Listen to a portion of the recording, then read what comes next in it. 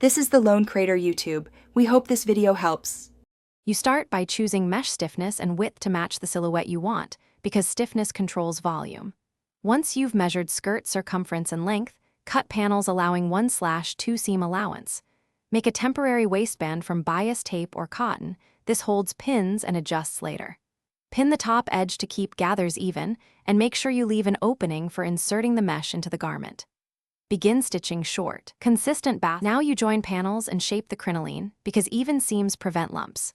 Once panels are sewn, create controlled gathers or box pleats at the top so the mesh fits the waistband smoothly. Make sure to distribute fullness evenly by clamping and pinning as you go, then baste to hold the shape. Try on the garment over the mesh to check silhouette and length and make incremental trims. Avoid cutting too much at once. You can always remove more. Finish by attaching the mesh permanently to the waistband with strong, slightly flexible stitches so movement won't tear threads.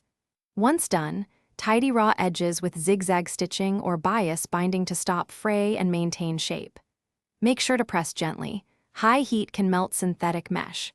If the skirt looks uneven or collapses, redistribute pleats and add a thin stiffener strip or extra layer where volume is lacking.